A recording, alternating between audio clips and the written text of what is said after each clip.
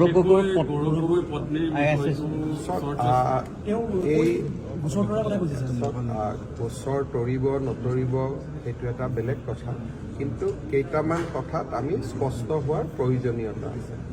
প্ৰথম, যিগৰাকী সংসদ তেওঁৰ পত্নীয়ে পাকিস্তানত কাম কৰাটো সঁচা নে মিছা। দ্বিতীয়তে, তেখেতে ভাৰতীয় নাগৰিক লৈছে নাই লোৱা। তৃতীয়তে, এই গোটেই ঘটনাৰ সময়ছোৱাত সংসদগৰাকীয়েও পাকিস্তান ভ্ৰমণ কৰিছিল। দ্বিতীয়তে, সংসদগৰাকীয়ে পাকিস্তান ৰাজদূতক সাক্ষাৎ কৰোঁতে বৈদেশিক পৰিক্ৰমা বিভাগৰ অনুমতি লৈছিল নে নাই লোৱা। পৰৱৰ্তী সময়ত যেতিয়া তেখেতে লগ কৰিছিল তাৰ পিছত এটা ডিব্ৰিফিং বুলি কয়, যেনেকৈ মই আজি জাপানত গৈছোঁ, কোৰিয়াত গৈছোঁ, চাইনাত গৈছোঁ, ছিংগাপুৰত গৈছোঁ, এতিয়া মই বৈদেশিক পৰিক্ৰমা বিভাগক ডিব্ৰিফিং কৰিব লাগিব। কাক লগ পালোঁ, কেনেকৈ লগ পালোঁ, কি কথা পাতিলোঁ, মই চিঠি লিখি জনাব লাগিব, নহ'লে লগ কৰি জনাব লাগিব। ই এটা ডিপ্ল'মেটিক পৰম্পৰা, সেই পৰম্পৰা পালন কৰা হৈছিল নে নাই।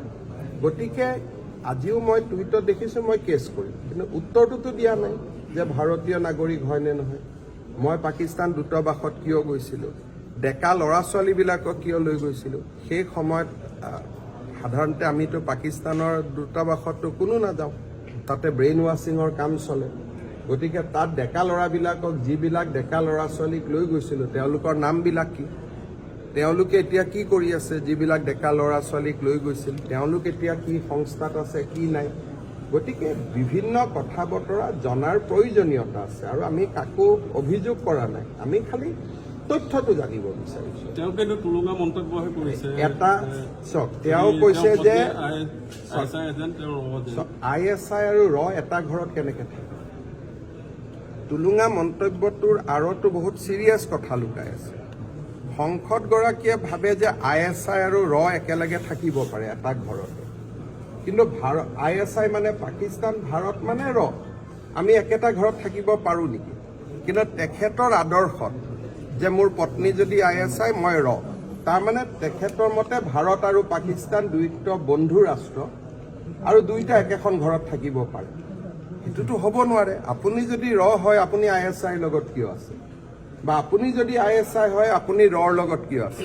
গতিকে এই গোটেই প্ৰশ্নটো আমি ৰাজনীতিৰ পৰা ওপৰত চাব লাগে, ৰাষ্ট্ৰীয় নিৰাপত্তাজনিত প্ৰশ্ন। শেহতীয়াকৈ চৰকাৰৰ হাতত তথ্য আহিছে যে 2009 চনত সংসদগৰাকীয়ে পেলেষ্টাইনৰো বিভিন্ন জাগা ভ্ৰমণ কৰিছিল, ৰামাল্লা, বেথেলহামছ, যিবিলাক জাগা আমি টিভিত নামবোৰ শুনো। আৰু আমেৰিকাৰ এটা NGOই এই গোটেই ভ্ৰমণটোত তেখেতক লৈ গৈছিল।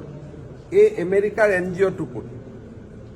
আৰু এটা তথ্য আহিছে যে আমেৰিকাৰ জৰ্জ চৰেছ বুলি যিজন ভাৰত বিৰোধী ব্যক্তিয়ে সাংসদগৰাকী ফাৰ্ম টু ফুড নামৰ যিটো তেওঁ অৰ্গেনাইজেশ্যন খুলিছিল, তাত 1 কোটি প্ৰত্যক্ষভাৱে দান কৰিছিলে, বাকী কি আছিল কি নাই আমি নাজানো। গতিকে তেখেতৰ বিষয়ৰ পৰা আমি বহুত কথা জানিবলগীয়া আছে, আৰু ই কিমান গভীৰলৈকে যায় আমি ধৰিব নোৱাৰোঁ, কাৰণ নেশ্যনেল ছিকিউৰিটিৰ ক্ষেত্ৰতো কোনো কম্প্ৰমাইজ নহয়। সেয়েহে 16 তাৰিখে আমাৰ কেবিনেটত এই বিষয়টো আমি আলোচনা কৰিম, আৰু উত্তৰকেইটা তেখেতে, মই টুইটবোৰ চাই আছোঁ, উত্তৰটো চিম্পল দি নিদিয়ে যে হয় নহয় মোৰ ৱাইফ ইণ্ডিয়ান চিটিজেন। এটা বিতৰ্ক শেষ হৈ যায়। দ্বিতীয়তে বিতৰ্ক এটা শেষ হৈ যায় যে মই পাকিস্তান দূতাবাসত যাওঁতে মই বৈদেশিক পৰিক্ৰমা মন্ত্ৰীক জনাই গৈছিলোঁ। দুটা বিতৰ্ক শেষ হৈ যায়। তো বিতৰ্কবোৰতো শেষ কৰিব লাগিব ন। বিতৰ্কটোতো আমি শেষ কৰিব নোৱাৰোঁ। আমিতো নতুন নতুন খবৰহে পাই আছোঁ। ৰাতিপুৱালৈকে মই গম পোৱা নাছিলোঁ যে তেওঁ পেলেষ্টাইনতো গৈছিলোঁ, দুপৰীয়া আকৌ সেইটো খবৰো আহিলে।